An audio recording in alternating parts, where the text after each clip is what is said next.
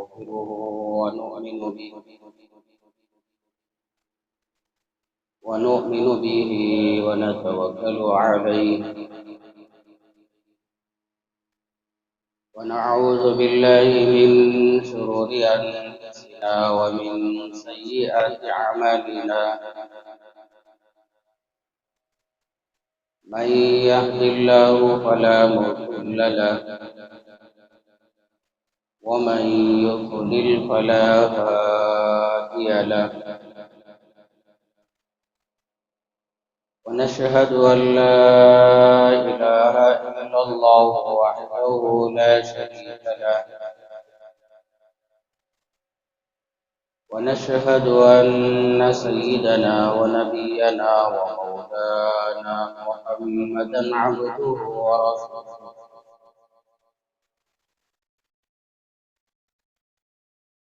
أما بعد فأعوذ بالله من الشيطان الرجيم بسم الله الرحمن الرحيم رضي الله عنهم ورضوا عنه أولئك حزب الله ألا إن حزب الله هم المفلحون قال النبي صلى الله عليه وسلم لا يؤمن أحدكم حتى يحب لأخيه ما يحب لنفسه أو كما قال النبي صلى الله عليه وسلم رب اشرح لي صدري ويسر لي أمري واحلل عقدة من لساني يفقهوا قولي اللهم صل على محمد وعلى آل محمد كما صليت على إبراهيم وعلى آل إبراهيم إنك حميد مجيد اللهم بارك على محمد وعلى آل محمد كما باركت على إبراهيم وعلى آل إبراهيم إنك حميد مجيد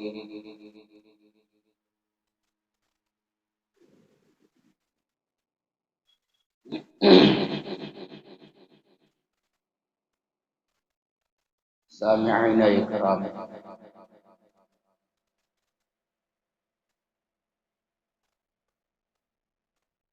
اللہ جل جلالہ نے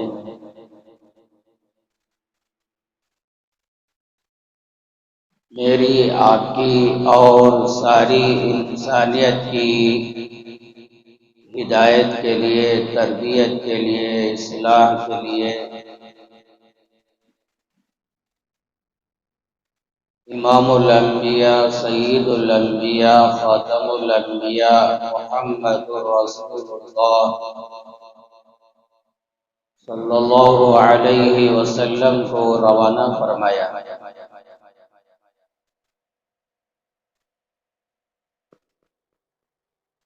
اور ہم سب کی اصلاح کے لیے، تربیت کے لیے، ہدایت کے لیے اللہ جل جلالہ نے قرآن مجید کو نازل فرمایا۔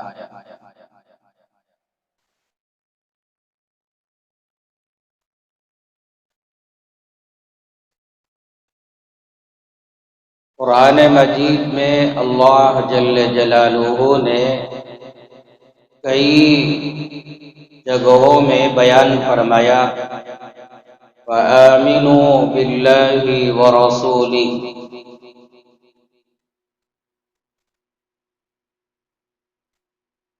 تم اللہ پر ایمان لے کر آؤ اور اللہ کے رسول حضرت محمد صلی اللہ علیہ وسلم پر ایمان لے کر آؤ۔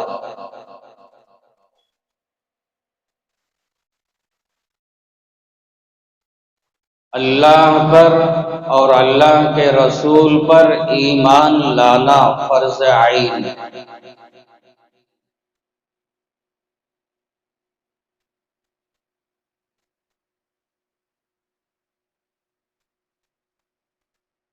حضرت محمد الرسول اللہ صلی اللہ علیہ وسلم کی باتوں پر، آپ کے کیے ہوئے اعمال پر، آپ کے طریقوں پر ایمان لانا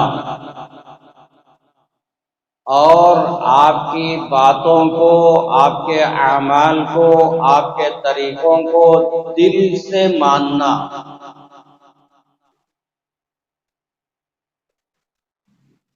یہ لازم اور ضروری ہے۔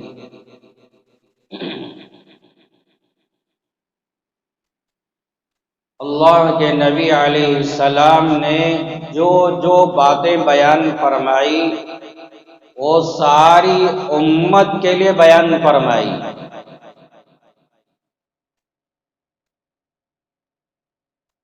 ہاں، حدیث کی کتابوں میں چند باتیں ایسے ملیں گے کہ اللہ کے نبی نے وہ باتیں خاص کسی صحابی کے لیے بیان فرمایا تو وہ بات صرف اس صحابی کے لیے، کسی اور کے لیے نہیں۔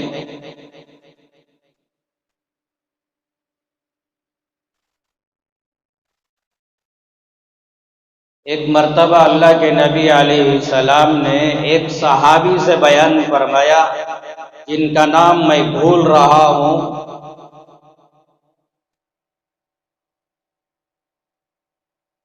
تمہاری ایک گواہی دو لوگوں کی گواہی کے برابر ہے۔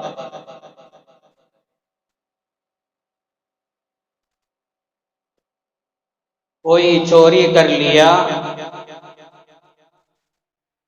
تو دو گواہ ہونا چاہیے۔ دو لوگ یوں کہنے لگے کہ ہم نے دیکھا یہ چوری کرتے ہوئے،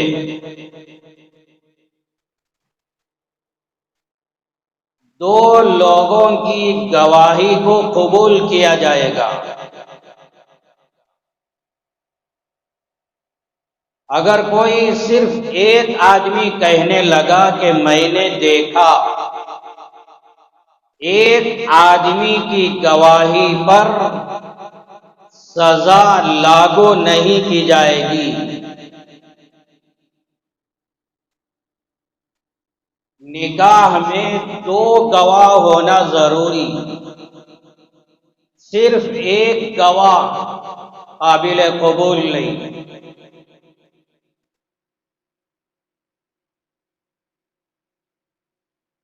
صرف ایک مسئلہ ہے زنا کرنا، اس مسئلے میں 4 گواہ ہونا ضروری۔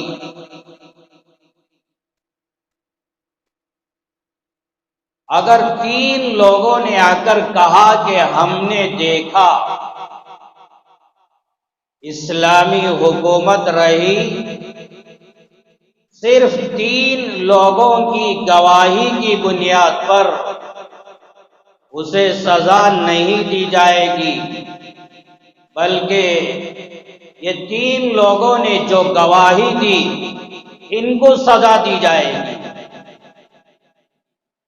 تو 4 گواہ ہونا ضروری۔ اس کے علاوہ کوئی بھی مسئلہ ہو 2 گواہ ہونا ضروری۔ لیکن اللہ کے نبی علیہ السلام نے ایک صحابی سے بیان فرمایا کہ کسی بھی معاملے میں اگر آپ اکیلے آ کر گواہی دیں گے، آپ کی گواہی قبول کر لی جائے گی۔ تو یہ بات صرف اس صحابی کے لیے خاص، کسی اور کے لیے نہیں۔ تو ممکن ہے اس طرح کی چند باتیں اللہ کے نبی علیہ السلام نے کسی صحابی سے بیان فرمایا، وہ صرف انہی کے لیے، ورنہ اکثر و بیشتر اللہ کے نبی علیہ السلام کی ہر بات پوری امت کے لیے، پوری انسانیت کے لیے ہے۔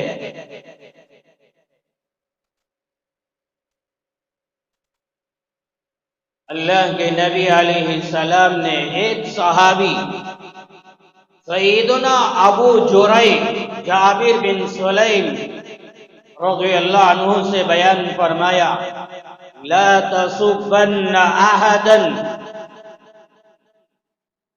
زندگی میں کبھی کسی کو گالی مت دینا۔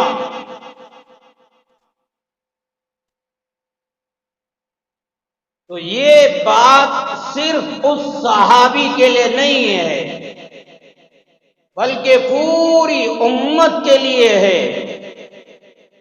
کہ کوئی زندگی میں کبھی کسی کو گالی نہیں دینا۔ میرے لیے، آپ کے لیے، پوری امت کے لیے ہے۔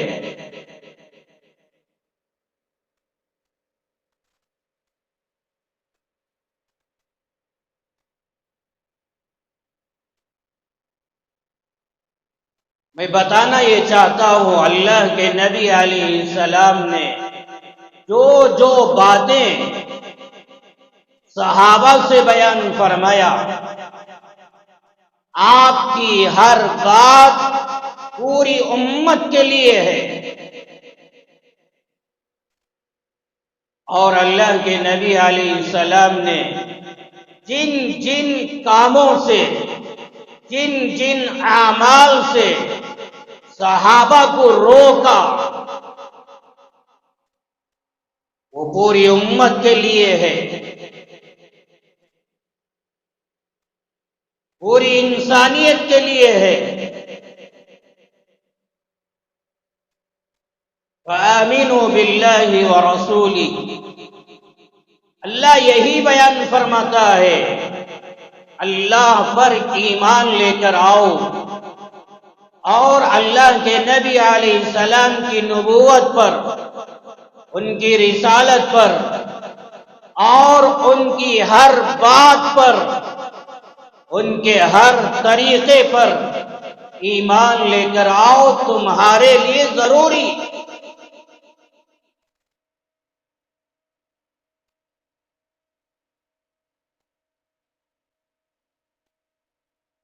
گزشتہ 2 جمعہ سے اور یہ تیسری جمعہ ایک ہی روایت آپ کے سامنے عرض کر رہا ہوں کہ ایک مرتبہ اللہ کے نبی علیہ السلام نے صحابہ سے فرمایا، بتائیے میں آپ سے چند باتیں، چند نصیحتیں کروں گا، کون عمل کریں گے؟ سیدنا ابو ہریرہ رضی اللہ عنہ فوراً عرض کیا، انا یا رسول اللہ، میں تیار ہوں۔ تو اللہ کے نبی علیہ السلام نے ابو ہریرہ کا ہاتھ پکڑا اور 5 باتیں بیان فرمائی، اور وہ 5 باتیں صرف ابو ہریرہ کے لیے نہیں، بلکہ وہ 5 باتیں میرے لیے، آپ کے لیے، پوری امت کے لیے، پوری انسانیت کے لیے آپ نے بیان فرمایا۔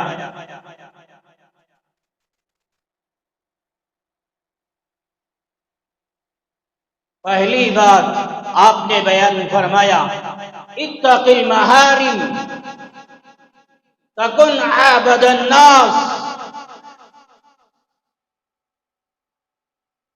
اپنے آپ کو حرام سے بچاؤ، تم سب سے بڑے عبادت گزار بن جاؤ گے۔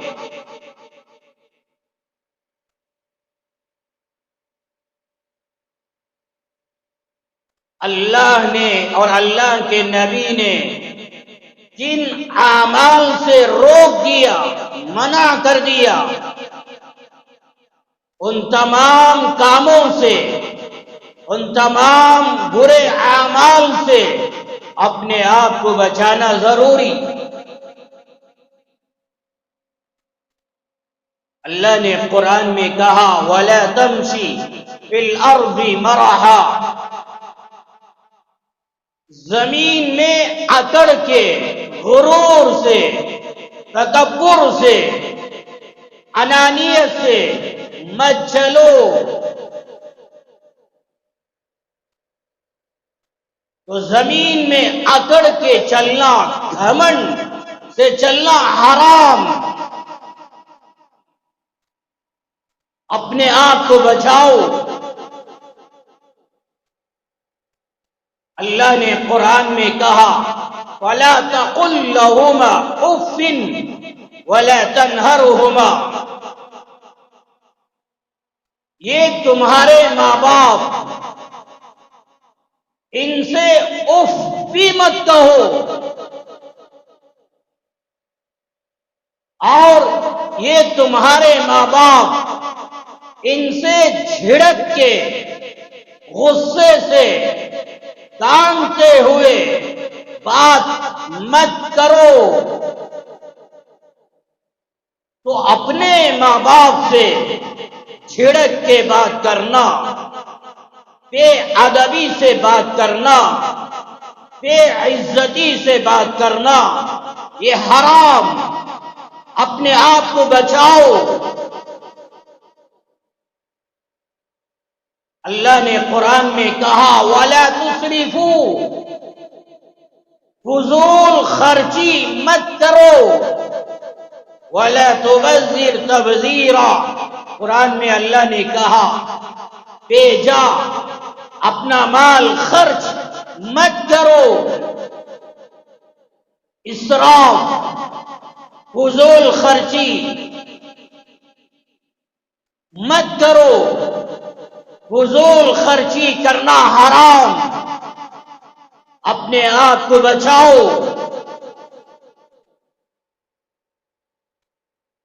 وَلَا تَقْتُلُوا أَوْلَادَكُمْ خَشْيَةَ إِمْلَاقٍ، اللہ نے فرمایا روزی کے ڈر سے اپنی اولاد کو قتل مت کرو۔ اولاد زیادہ ہوگی، میں کہاں سے کھلاؤں گا؟ ان کی ضرورتیں میں کہاں سے پوری کروں گا؟ ڈر کے مارے اپنی اولاد کو قتل کرنا حرام۔ اللہ نے کہا یہ عمل مت کرو۔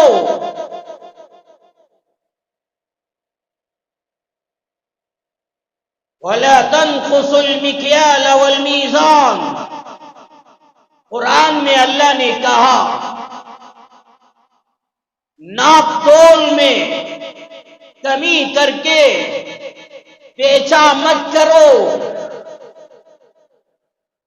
ڈنڈی مار کے تجارت بزنس مت کرو، یہ حرام۔ وَلَا تَبْخَسُوا النَّاسَ أَشْيَاءَهُمْ، جب لوگوں کی چیزیں دینے کا نمبر آئے،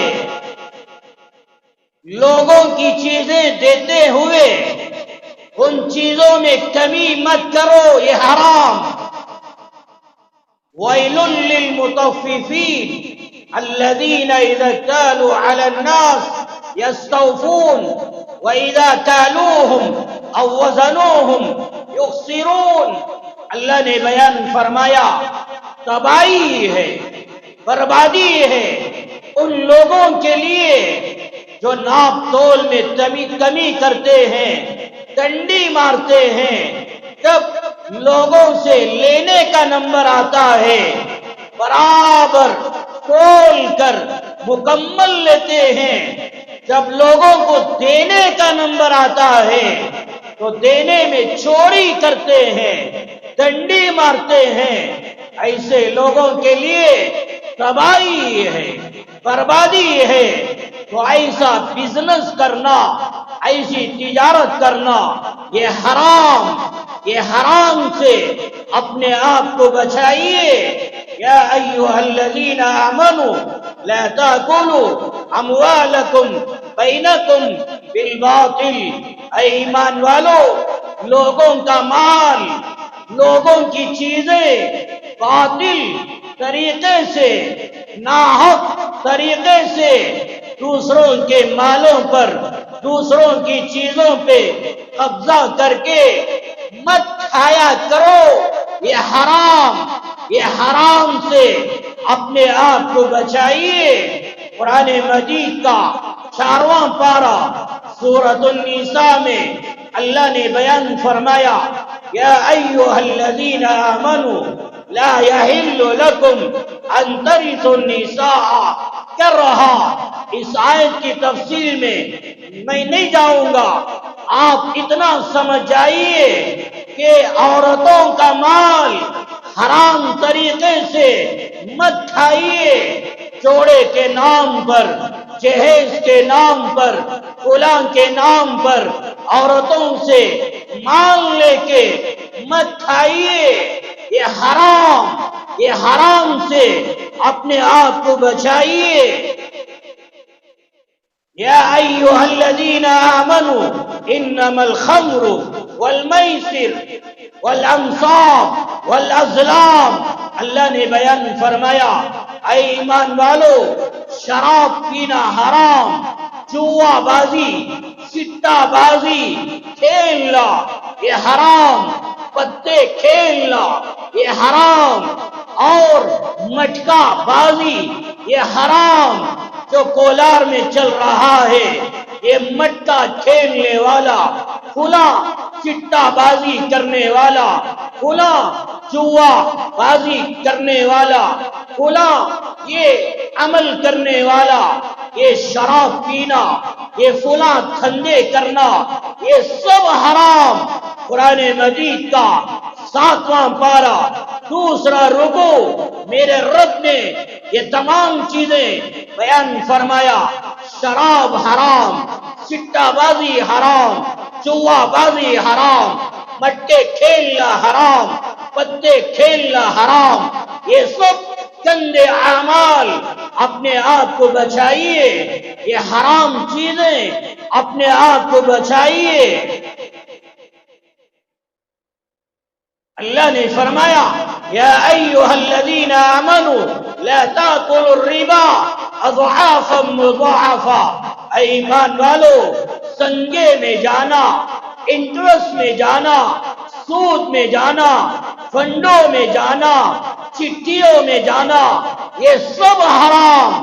قرآن مجید کا 4واں پارہ، قرآن مجید کا 3واں پارہ میرے رب نے ان دونوں پاروں میں بیان فرمایا، یہ سب حرام۔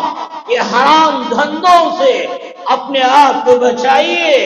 میرے بھائیوں، اور کتنی آیتیں میں آپ کے سامنے پڑھ کے سناؤں، جن آیتوں میں اللہ نے صاف صاف کہا، یہ حرام، یہ حرام، یہ حرام۔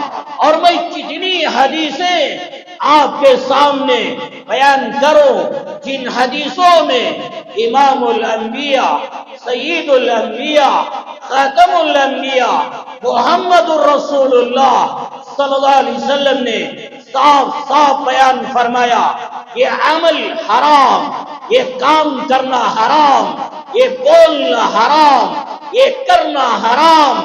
ہم کو جاننا چاہیے، یہ تمام حرام کاموں سے، حرام چیزوں سے، حرام باتوں سے اپنے آپ کو بچانا چاہیے۔ یہی بیان کرتے ہیں اللہ کے نبی علیہ السلام ابو ہریرہ سے، اتق المحارم تکن عابد الناس۔ ابو ہریرہ حرام سے اپنے آپ کو بچائیے، سب سے بڑے عبادت گزار تم بن جاؤ گے۔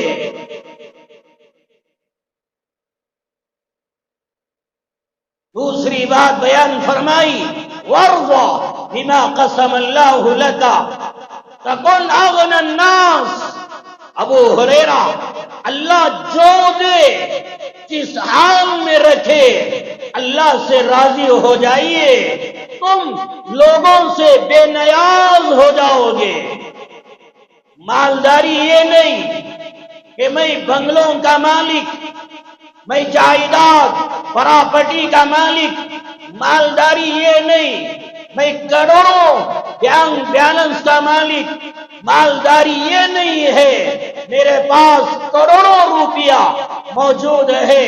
بخاری میں، مسلم میں اللہ کے نبی علیہ السلام نے یوں بیان فرمایا، لیس الغنی عن کثرت العرض ولکن الغنی غنی النفس۔ مالداری یہ نہیں ہے دنیا کا ساز و سامان، دنیا کا مال و متاع، دنیا کی دولت اور دنیا کی فراوانی آپ کے پاس ہے، یہ اصل ورجنل مالداری نہیں ہے، بلکہ اصل مالداری کیا ہے؟ تمہارا دل بے نیاز ہو جائے، دل میں مال کی محبت نہیں، دل میں دنیا کی محبت نہیں، دل میں سواریوں کی محبت نہیں۔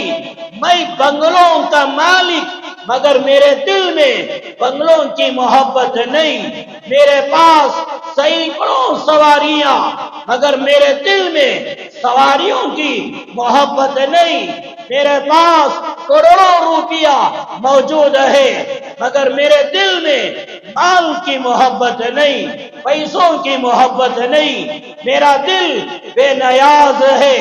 اللہ کے نبی نے بیان فرمایا، دل بے نیاز ہو جانا، دل سے دنیا کی محبت نکل جانا، یہی اصل مالداری ہے۔ تیرا حال اللہ جو دے جس حال میں رکھے اللہ سے راضی ہو جائیے۔ تیسری بات اللہ کے نبی علیہ السلام نے یوں بیان فرمایا، ابو ہریرہ وَآسِن إِلَى جَارِكَ تَكُن مُؤْمِنًا۔ ابو ہریرہ پڑوس میں رہنے والے لوگوں کے ساتھ اچھا معاملہ کرو، احسان کا معاملہ کرو، نرمی کا معاملہ کرو، اخلاق سے پیش آؤ، تم کامل مومن بن جاؤ گے۔ گزشتہ جمعہ بھی کئی باتیں آپ کے سامنے عرض کیا، پڑوس میں رہنے والے لوگوں کے ساتھ اخلاق سے پیش آؤ، نرمی سے پیش آؤ۔ تمہارے پڑوس میں رہنے والا مسلمان ہو یا کافر ہو یا یہودی ہو، ہر ایک کے ساتھ احسان کا معاملہ کرو۔ اللہ کے نبی علیہ السلام سیدنا معاذ بن جبل رضی اللہ عنہ کو یمن کا گورنر بنا کے بھیجا، یمن کا حاکم بنا کے بھیجا، کئی باتیں بیان فرمایا، ان میں سے آخری بات اللہ کے نبی علیہ السلام نے یوں بیان فرمایا، اے معاذ احسن خلقک للناس۔ تم ملک یمن میں گورنر حاکم بن کے جا رہے ہو، یاد رکھو ملک یمن میں کوئی مسلمان ہوگا، کوئی یہودی ہوگا، کوئی عیسائی ہوگا، کوئی کافر ہوگا، کوئی مشرک ہوگا، جو بھی ہو، اللہ کے نبی علیہ السلام نے صاف صاف یوں بیان فرمایا، احسن خلقک للناس، لوگوں کے ساتھ احسان کا معاملہ کرو، نرمی کا معاملہ کرو، اخلاق سے پیش آؤ۔ اس لیے میرے بھائیوں، پڑوس میں کوئی بھی ہو، ہر ایک کے ساتھ محبت سے پیش آنا چاہیے۔ بخاری میں، مسلم میں روایت ہے، ایک مرتبہ یہودی کا جنازہ آپ کے آنکھوں کے سامنے جا رہا تھا، اللہ کے نبی علیہ السلام نے جنازہ دیکھا کھڑے ہو گئے. صحابہ سے فرمایا کہ جب تم یہودی کسی بھی جنازے کو دیکھو کھڑے ہو جاؤ. صحابہ نے عرض کیا یا رسول اللہ انہا یہودی، یا رسول اللہ یہ تو یہودی کا جنازہ ہے، یہ تو فلاں کا جنازہ ہے. ایک بات میں آپ سے یہ عرض کرنا ضرور چاہتا ہوں. بعض ہمارے ساتھی یہ روایت یہ حدیث کو بیان کرتے ہوئے اپنی طرف سے یوں اضافہ بڑھا دیتے ہیں کہ اللہ کے نبی علیہ السلام نے ایک جنازے کو دیکھا، آپ کے آنکھوں میں آنسو جاری ہو گئے. صحابہ نے کہا یا رسول اللہ یہ تو یہودی کا جنازہ ہے. تب اللہ کے نبی نے یوں بیان فرمایا ہاں میں جانتا ہوں یہ یہودی کا جنازہ ہے. پھر آپ نے بیان فرمایا کاش یہ مرنے سے پہلے میں اس کے پاس جاتا، ایمان اسلام کی دعوت دیتا، وہ ایمان اسلام قبول کر لیتا تو یہ جہنم سے بچ کے جنت میں چلا جاتا. اس طرح کی جو حدیث ہمارے بعض ساتھی جماعتوں میں نکلنے والے یہ جو بیان کرتے ہیں یہ غلط ہے، یہ بیکار بات ہے. ایسی روایت کسی میں موجود نہیں ہے. بس اتنی روایت ہے بخاری میں مسلم میں اتنی روایت ہے اللہ کے نبی علیہ السلام جنازے کو دیکھ کے کھڑے ہو گئے. صحابہ نے عرض کیا انہا یہودی، یا رسول اللہ یہ تو یہودی کا جنازہ ہے. اللہ کے نبی علیہ السلام نے بیان فرمایا الیست نفسا، کیا یہ انسان نہیں ہے؟ یہودی اپنی جگہ، مجھے اتنا بتاؤ کیا یہ انسان نہیں؟ انسان ہونے کی نسبت سے، انسان ہونے کی بنیاد پر میں کھڑا ہو گیا. اب یہ الگ بات ہے کسی کافر کا جنازہ دیکھو، کسی مشرک کا جنازہ دیکھو، کسی یہودی یا کرسچن کا جنازہ دیکھو، کھڑے ہونا یا کھڑے نہیں ہونا کیا عمل کرنا چاہیے؟ شروع میں اللہ کے نبی علیہ السلام غیروں کا جنازہ دیکھ کر بھی کھڑے ہو جاتے تھے، لیکن بعد میں اللہ کے نبی علیہ السلام جنازہ دیکھ کر کھڑے نہیں ہوتے تھے. صحابہ سے بھی منع کیا کرتے تھے. یہ اختلاف اپنی جگہ امام احمد بن حنبل رحمت اللہ علیہ، اسی طرح سیدنا امام بخاری رحمت اللہ علیہ کا مسلک یہ ہے، ان کا نظریہ ان کی سوچ یہ ہے جنازہ کس کا بھی ہو کھڑے ہو جانا چاہیے. بہرحال اختیار ہے، چاہے کھڑے ہو جاؤ چاہے بیٹھ جاؤ، یہ عمل اپنی جگہ.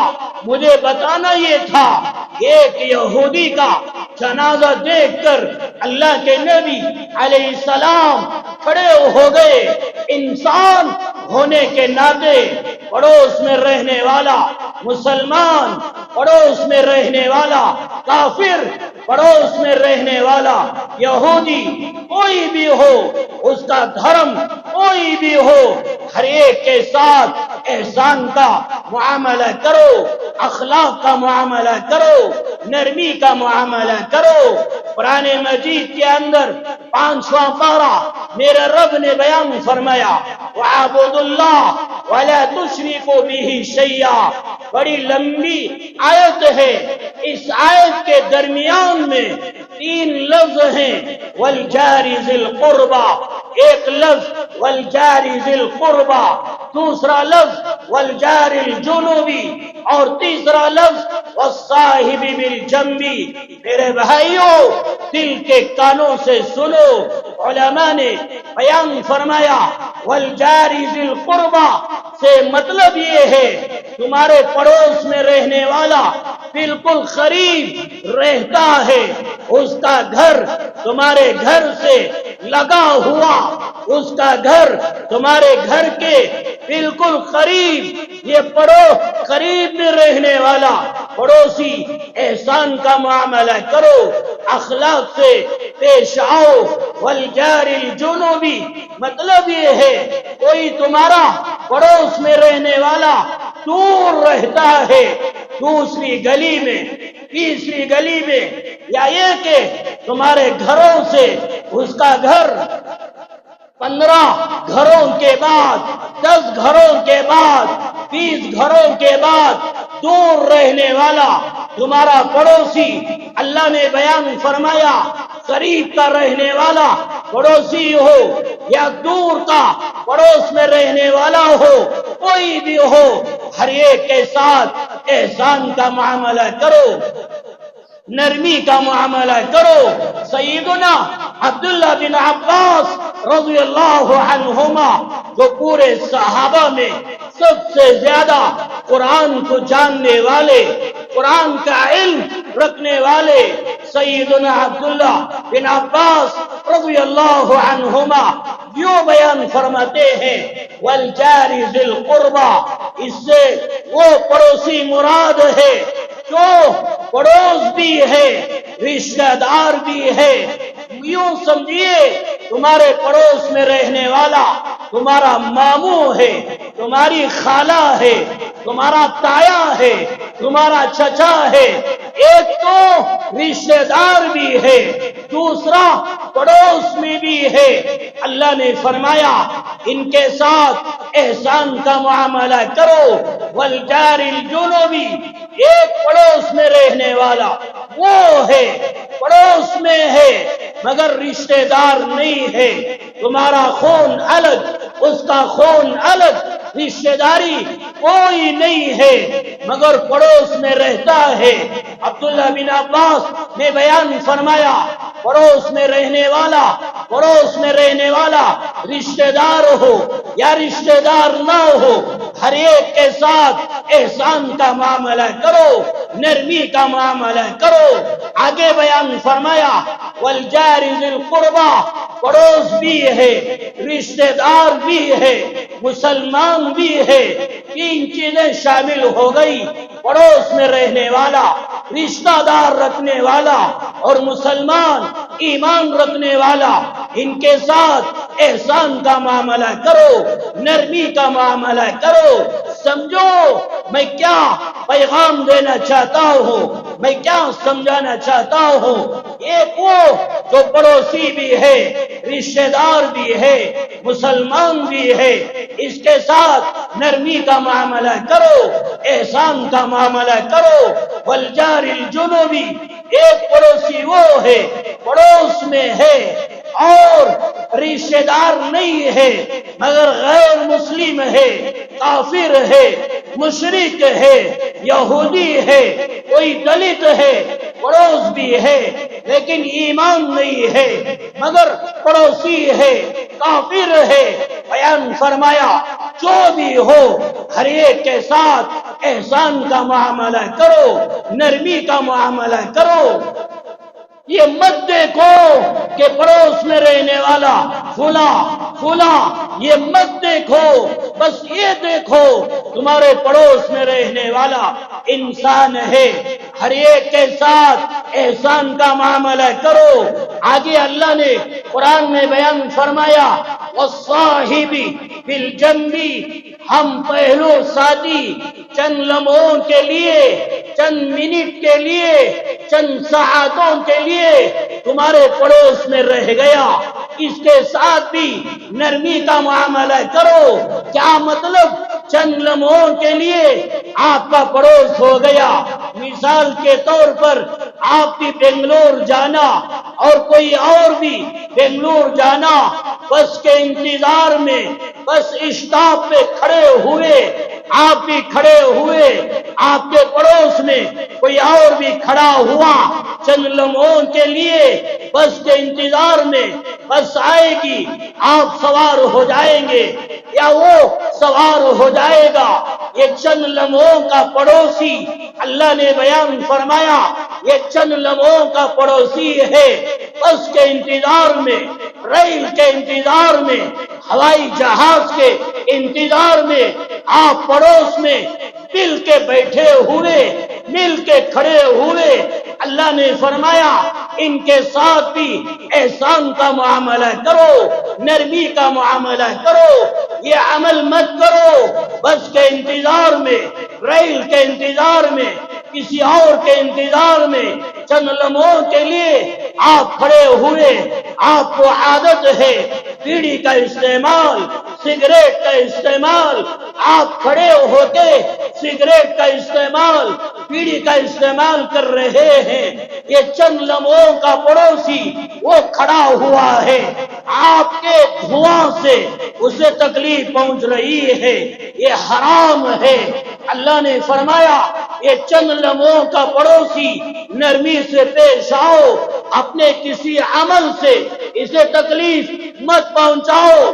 آپ بنگلور سے کولار کو آ رہے ہیں، بس میں سوار ہو کے ایک سیٹ میں آپ بیٹھے ہوئے، 2 گھنٹے کا پڑوسی، 1.5 گھنٹے کا پڑوسی، قریب بیٹھے ہوئے، یہ 2 گھنٹوں کے آپ پڑوسی بن گئے۔ یہ 2 گھنٹوں کے اندر آپ کے پڑوس میں رہنے والا، وہ مسلمان ہو یا کافر ہو یا مشرک ہو یا یہودی ہو، اپنے کسی عمل سے اسے تکلیف مت پہنچائیے۔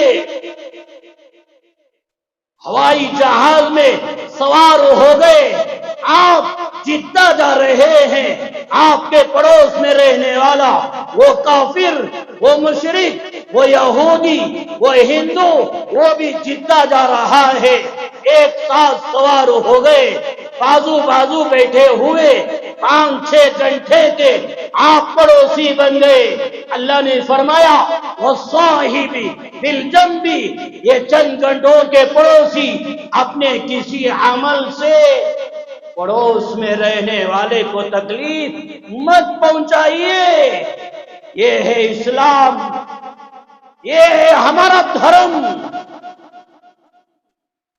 چند لمحوں کا پڑوسی، چند گھنٹوں کا پڑوسی،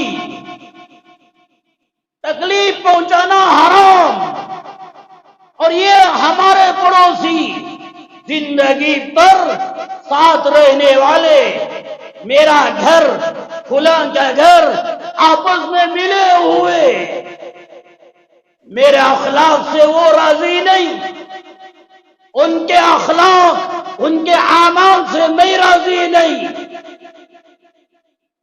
پڑوسیوں کے ساتھ احسان کا معاملہ کرو، تو اللہ کے نبی علیہ السلام نے بیان فرمایا وَعَاصِمْ إِلَى جَارِكَ تَكُنْ مُؤْمِنًا۔ ابو ہریرہ، پڑوس میں رہنے والوں کے ساتھ احسان کا معاملہ کرو، تم مومن بن جاؤ گے۔ 4ویں بات، چوتھی بات، اللہ کے نبی علیہ السلام نے یوں بیان فرمایا وَأَحِبَّ لِلنَّاسِ مَا تُحِبُّ لِنَفْسِكَ تَكُنْ مُسْلِمًا۔ ابو ہریرہ، جو چیزیں اپنے لیے پسند کرتے ہو وہی چیزیں دوسروں کے لیے پسند کرو۔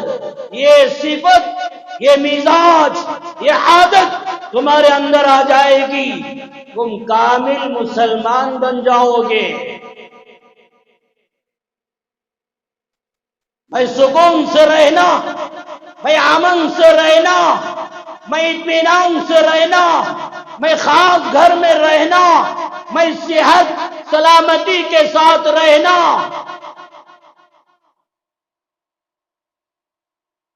کیا کیا چیزیں میں اپنے لیے چاہتا ہوں، میرے مال میں اضافہ، میرے بزنس میں ترقی، میرے کاروبار میں ترقی، میری بیوی بچے آرام سکون سے رہے، جو نیتیں، جو ارادے میرے دل میں اپنے لیے میں پسند کرتا ہوں، یہ تمام چیزیں دوسروں کے لیے پسند کرو. دوسرے لوگ امن سے رہے، سکون سے رہے، دوسروں کا بزنس ترقی میں رہے، دوسرے لوگ خاص گھر میں رہیں. جو چیزیں میں اپنے لیے پسند کروں وہ چیزیں اوروں کے لیے پسند کرو. ایک روایت میں اللہ کے نبی علیہ السلام نے ایک صحابی سے سوال کیا، اتحب الجنہ، کیا تم جنت کو پسند کرتے ہو؟ جنت میں جانا کیا تم پسند کرتے ہو؟ وہ صحابی نے عرض کیا، نعم، ہاں میں جنت میں جانا پسند کرتا ہوں. تو اللہ کے نبی علیہ السلام نے بیان فرمایا، جنت میں جانے کے لیے تمہارا مزاج، تمہاری عادت کیا ہونا چاہیے، تمہاری سوچ، تمہاری طرف کیا ہونا چاہیے. اللہ کے نبی علیہ السلام نے یوں بیان فرمایا، وَأَحِبَّ لِأَخِيكَ مَا تُحِبُّ لِنَفْسِكَ، جو چیزیں اپنے لیے پسند کرو وہی چیزیں دوسروں کے لیے پسند کرو، تم جنت میں چلے جاؤ گے. بخاری میں، مسلم میں روایت اللہ کے نبی علیہ السلام نے بیان فرمایا، لا یؤمن احدکم حتی یحب لاخیہ ما یحب لنفسہ. جب تک تم لوگ جو چیزیں، جو اعمال اور جو باتیں اپنے لیے پسند کرتے ہو وہی اعمال، وہی چیزیں جب تک دوسروں کے لیے پسند نہیں کرو گے تمہارا ایمان کامل نہیں، تم کامل مسلمان نہیں، تم کامل مومن نہیں. اس کا مطلب یہ مت سمجھو، اس کا مطلب غلط مت سمجھو، گانے گانا مجھے پسند، فلم دیکھنا مجھے پسند، زنا کرنا مجھے پسند، چوری کرنا مجھے پسند، ڈنڈی مار کے بزنس کرنا مجھے پسند، کھلا حرام کرنا مجھے پسند، لڑکیوں کو دیکھنا مجھے پسند. جب یہ اعمال مجھے پسند ہیں، یہی اعمال اور بھی کرنا چاہیے. غلامی چوری کرے، غلامی زنا کرے، غلامی ڈنڈی مار کے بزنس کرے، غلامی لڑکیوں کو دیکھے، یہ مطلب مت سمجھو.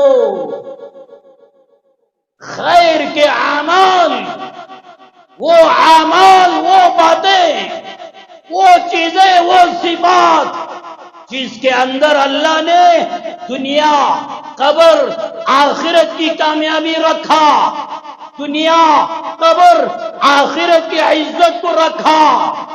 یہ سمجھنا ضروری، جن چیزوں میں اللہ نے کامیابی رکھا، عزت رکھا، اللہ اپنی رضا رکھا، اللہ نبیوں کی رضا رکھا، وہ اعمال مجھے پسند، وہی اعمال اوروں کے لیے پسند کرنا چاہیے. مطلب یہ نہیں کہ مجھے گناہ کرنا پسند اور بھی گناہ کریں، یہ سوچنا غلط. تو بہرحال جو چیزیں اپنے لیے پسند کرو وہی چیزیں اوروں کے لیے پسند کرو. اور اللہ کے نبی علیہ السلام نے آخر میں پانچویں بات یوں بیان فرمایا، وَلَا تُكْثِرِ الضَّحِكَ فَإِنَّ كَثْرَةَ الضَّحِكِ تُمِيتُ الْقَلْبَ. ابو ہریرہ، زیادہ مت ہنسو، زیادہ مت ہنسو، اس لیے کہ زیادہ ہنسنے سے دل مر جاتا ہے، دل مردہ ہو جاتا ہے. آج کیا ہو رہا ہے میرے بھائیوں، موبائل میں، واٹس ایپ میں، یوٹیوب میں چھوٹے چھوٹے کلپس، چھوٹے چھوٹے ویڈیو ایسے آ گئے جن کو دیکھ کر دل لگی، مذاق، ہنسی گھنٹے گھنٹے گزر رہے ہیں. ایسا مت کرو. ترمذی میں روایت اللہ کے نبی علیہ السلام نے ایک ہی حدیث میں 3 مرتبہ بیان فرمایا ویل للذی، اور آخر میں فرمایا ویل لہ، ویل لہ، تباہی ہے، بربادی ہے، تباہی ہے، بربادی ہے، تباہی ہے، بربادی ہے۔ ایک ہی روایت اللہ کے نبی علیہ السلام نے 3 مرتبہ بیان فرمایا۔ کن لوگوں کے لیے تباہی، کن لوگوں کے لیے بربادی؟ آخر درمیان میں اللہ کے نبی علیہ السلام نے یوں بیان فرمایا، جب کوئی انسان جھوٹ بولتا ہے۔ کیوں جھوٹ بولتا ہے؟ تاکہ میری باتوں سے لوگ ہنسنے والے بنے۔ میں ایسی ایکٹنگ کرتا ہوں کہ میرے عمل سے لوگ ہنسنے لگے۔ میں ایسے جوکس بولتا ہوں جس کے ذریعے سے لوگ ہنسنے لگے۔ آج ہمارا دن، آج ہماری راتیں ہنسنے میں برباد ہو رہی ہیں۔ ہاں، ہنسنا بھی سنت، ہنسنا بھی عبادت، مگر دائرہ ہے۔ اللہ کے نبی علیہ السلام اپنی زندگی میں مسکراتے تھے، کبھی کبھی کھلکھلا کے ہنسا کرتے تھے۔ آپ کے دور صحابہ کو نظر آتے تھے، یہ کبھی کبھی ہوا کرتا تھا۔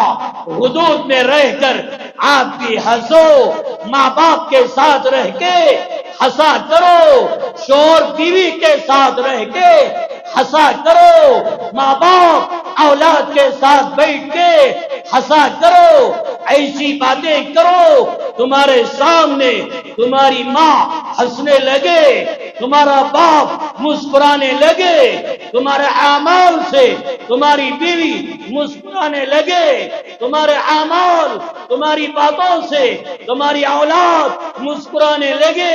یہ تو جائز ہے، مگر گندے گندے اعمال، گندے گندے ویڈیو، بیکار چیزیں، بیکار باتیں، جن کا مقصد ہی کیا ہے لوگ ہنسنے لگے اور کھلکھلا کے ہنسنے لگے، تو اللہ کے نبی علیہ السلام نے بیان فرمایا ایسے لوگوں کے لیے تباہی ہے، بربادی ہے۔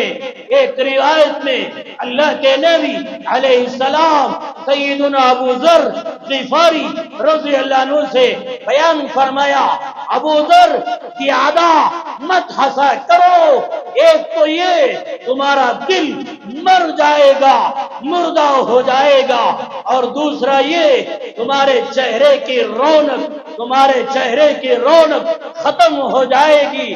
دیکھو آج ہمارے چہروں میں کوئی رونق نہیں، جھوٹ بولنا، غیبت کرنا، چوری کرنا، گندے اعمال، گندی باتیں، یہ وہ حرکتیں جن کے ذریعے سے رونق ختم ہو جاتی ہے۔ نماز پڑھنے والے، تلاوت کرنے والے، روزہ رکھنے والے، حج پہ حج، عمرہ پہ عمرہ کرنے والے، چہروں پہ رونق کیوں نہیں؟ پتہ چلتا ہے دل میں جھانک کے دیکھو، میری تنہائی میں، رات کے اندھیروں میں میرے موبائل کا استعمال کیسے ہو رہا ہے، غلط استعمال، جس کی وجہ سے نماز کی رونق ختم ہو رہی ہے، گندے ویڈیو دیکھنے کی وجہ سے درود کی رونق، تلاوت کی رونق اور روزوں کی رونق چہروں سے ختم ہو رہی ہے۔ اپنے آپ کو بچاؤ۔ یہ 5 باتیں اللہ کے نبی علیہ السلام ابو ہریرہ رضی اللہ عنہ سے بیان فرمایا۔ یہ 5 باتیں صرف وہ صحابی کے لیے نہیں، میرے لیے، آپ کے لیے، امت کے لیے، پوری انسانیت کے لیے یہ 5 باتوں پہ عمل کرو۔ اپنا مال اللہ کے گھر پہ لگاؤ، یہ مال کے دینے کی برکت سے اللہ ہمارے ملک کے اندر امن کی فضا قائم فرمائے۔ یہ مال کے دینے کی برکت سے اللہ فلسطین کے حالات، غزہ کے حالات درست فرمائے۔ مسجد اقصی آزاد فرمائے. آمین. وآخر دعوانا ان الحمدللہ رب العالمین.